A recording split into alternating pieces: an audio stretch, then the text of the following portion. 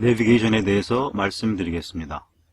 먼저 SKT에서 만든 T맵, 카카오 내비, 예전에 김기사였죠. 그 다음에 네이버 지도, 그리고 KT와 LG U+가 함께 만든 원내비가 있습니다. 화면을 확대해서 보겠습니다. 2019년 5월 한국소비자원에서 이 4개의 앱을 사용하는 각각 300명에 대해서 조사한 결과입니다. 종합 만족도에서 T맵이 1위를 차지했는데요. 자, 이것은 별 의미가 없습니다. 앱별로 대동소이합니다.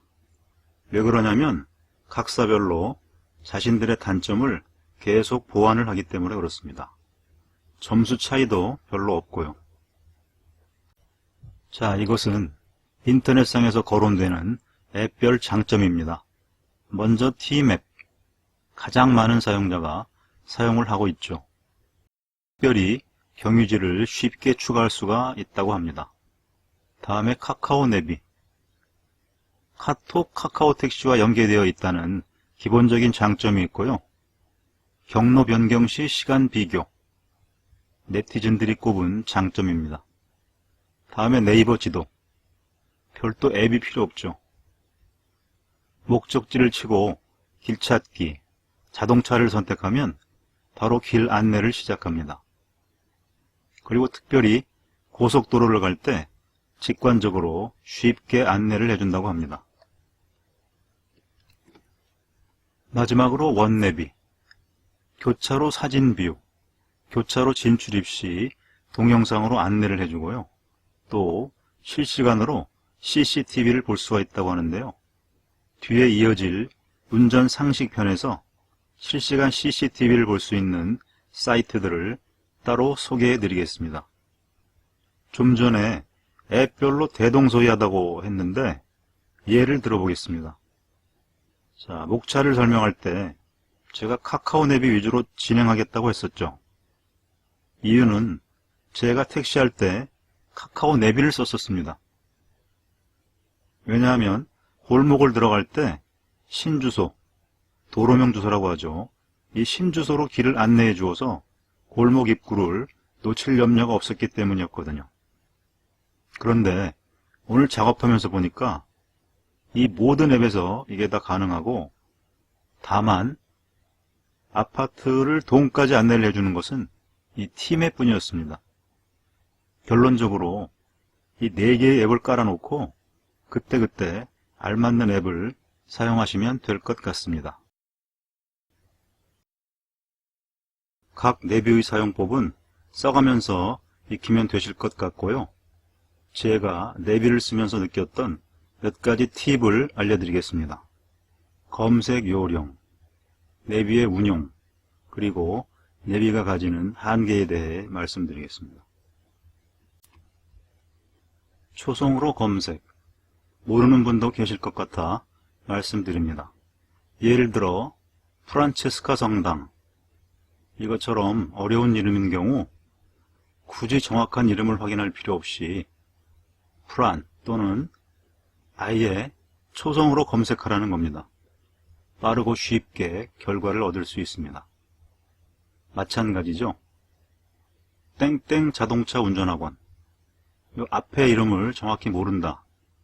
이럴 때는 운전학원 이렇게 쳐서 검색 결과에서 가고자 하는 구, 예를 들어서 노원구, 이렇게 구를 특정해서 찾으면 되겠습니다.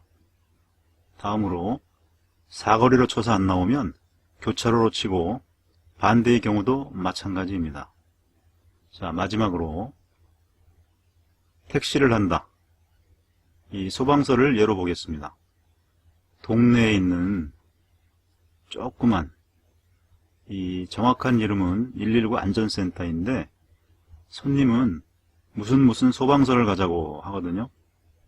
자, 이 경우도 소방서를 쳐서 앞서 말씀드린 대로 검색 결과에서 구를 특정하면 소방서, 119 안전센터 다 나오니까 거기서 손님하고 얘기해서 선택을 하시면 되겠습니다. 여러분도 이런 식으로 검색을 하시면 되겠습니다. 자, 이 나머지 경우도 마찬가지죠. 이번에는 운전을 할 때의 팁이 되겠습니다. 자, 첫 번째, 내비가 번쩍되면 과속 중. 물론 전방에 과속 단속 카메라가 있으면 내비가 경고음을 주는데요. 통화를 한다거나 또 멍 때리다 보면 못 들을 수가 있죠. 이때 내비가 번쩍되기도 하는구나. 이걸 주의하고 있으면 단속을 피할 수 있을 것 같고요. 두 번째, 목적지를 고속도로를 경유해서 간다면 내가 빠져나갈 램프가 어디인지를 출발 전에 반드시 확인해 두셔야 합니다. 그래야 램프를 지나치는 낭패를 피할 수 있겠습니다. 더불어서 미리 볼륨을 올려놓으면 청각의 도움도 함께 받을 수 있겠죠. 다음으로 지하철 몇 번 출구 이런 데를 갈 때는 목적지가 가까워오면 내비를 끌어내려서 위치를 미리 확인하시면 차로를 선택하는 데 도움이 되겠습니다. 마지막으로 내비가 가지는 한계에 대해 말씀드리겠습니다. 첫 번째, 고저 구분을 못한다. 높낮이 구분을 못하는 거죠. GPS도 있는데 왜인지는 저도 모르겠습니다. 자, 이 사진에 여기가 내부순환로인데요. 내가 밑에서 가고 있는데 갑자기 위에 내부순환로를 가는 것처럼 안내를 하는 경우가 있습니다. 반대인 경우도 있고요. 이럴 때는 내비가 아직 멀었구나, 이렇게 이해하시면 되겠고요. 두 번째, 건너편을 모르는 고집증이라는 거죠. 자, 내가 이 왼편에 있는 어떤 상점을 목적지로 찍었다 했을 때 거의 다 온 것 같은데 내비를 보면 한참 더 가야 된다, 이렇게 나오죠. 이것은 내비는 꼭 문 앞까지 안내를 하기 때문이다, 이렇게 이해하시면 되겠습니다. 비슷한 얘기로, 자, 목적지가 왼편인 건 알고 있고 다 온 것 같은데 내비를 보면 또 더 가야 된다, 이렇게 나오죠. 왜? 내비는 불법을 모르기 때문이죠. 사람이라면 여기 경찰이나 카메라가 없다면 불법 유턴을 할 수도 있겠는데 내비는 정직하다는 거죠. 그래서 초행길인 경우 출발 전 목적지 근처의 지리를 미리 확인할 필요가 있겠습니다. 사람은 불법인 줄 알면서도 불법한 운전을 하죠. 다음을 보시면서 내비게이션 편을 마치겠습니다.